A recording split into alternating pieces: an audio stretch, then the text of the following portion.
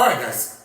This one was one of the video we talked about yesterday. The pregnant woman who was refused from the first hospital, second hospital, the third hospital accepted her. Before all that, our twins don't die for Isa Abele.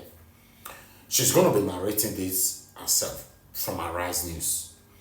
You know, according to the video, rather, that Arise News projected. Then, there's another one again for Akwa Ibom. We die during childbirth. Yes, the woman died and the pikin died. You see, when we are calling on good governance, una will come, una go dey insult us. It's very unfortunate. Look at female sisters that died, Ruth. All these old things that we are looking, the Ruth sister, the pregnant woman, the other one who died with the pikin, and all of them are the result of failure of healthcare system in our country. Let's watch this. Shall we head over to Akwa Ibom State now, where the government has opened an investigation into the 2 deaths of a mother and her newborn child after a C-section at the General Hospital in Ikotekpene. It comes after an incredibly emotional video shows the woman's sister, Ndifreke Amos, telling the story of what happened. Well, according to Amos, she brought her sister to the hospital for an emergency C-section, but was told that no doctor was available for over 3 hours. As a result, neither the baby nor the mother received any medical attention within that time frame. Let's take a look at the video before we come back for a discussion. Doctor was not on seat, Doctor was not on duty, This is an act of negligence, Doctor was not on seat, My sister was bleeding. She was due for CS. There was no doctor to operate her. She is dead, Governor, why now? We open the theater. I didn't hear the hours, additional 3 hours. The operator after the CS now the baby died. 2 minutes later, when the baby died, the doctor, at that 9 minutes, they now look for another kind of blood. They did not see it in the whole of this hospital. The doctors neglected my sister, and she died. Doctors of General Hospital, no doctor was on sick. No operate her as I went due. She wasted additional 3 hours. Every evidences are on my phone because I was recording everything. But so man, no come and help us. If I know my neighbor, Jesus, my sister is dead. I am not my sister. I feel like running my road. Oh, I horrified. Adefemi, my heart broke when I saw this video, and I'll take some reactions. This is from Africa Must Be Better. Wrote on X, our hospitals are not being cared for anymore. No proper supervision, no adequate funding. While ordinary citizens die in pain, our leaders travel abroad for common medical tests.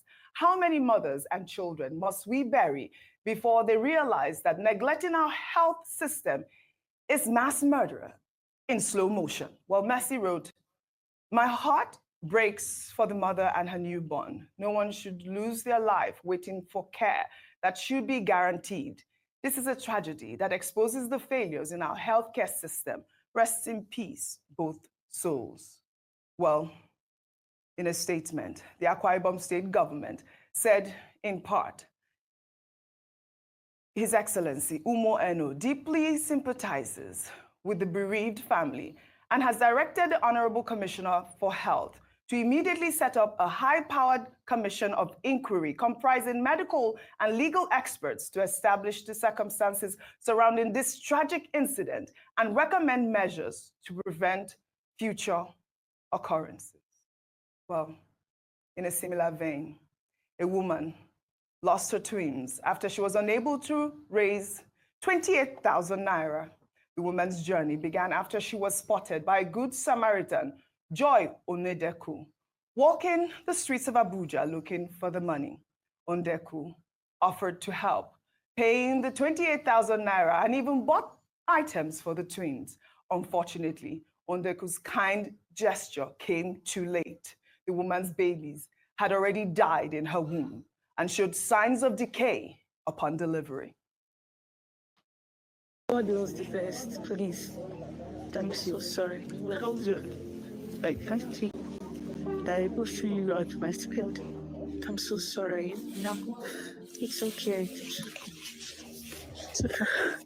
It's okay, please. Oh my God, please. Is it since I'm feeling as a labor, I don't have the money to confirm that they have already died inside me for some days. They are beginning to begin to do this. Jesus. My husband is he's a good man and he's a responsible man. It's just that when you don't have opportunity of something in life, to look as if you are not a responsible person. So sad. Are you? 28,000 naira. Yeah. No, I totally understand. It's very emotional and it's very sad. And I hope that the emotions will provoke action. But unfortunately, we've seen this many times, and we often say that the sanctity of human life in Nigeria, we don't respect that anymore. I think we've seen so many deaths and so many irresponsibilities that it's now become normal. We become desensitized to this. So we see this, and the best we can say is Oma show in Yoruba parlance, which is so sad, and then we move on to the next. Back to back, we've had 3 terrible stories and 3 terrible deaths of young people that are preventable. I think that's the key word, that they are preventable. And like an ex-user said, until we begin to treat these cases as murder, as they ought to be, we won't see any changes.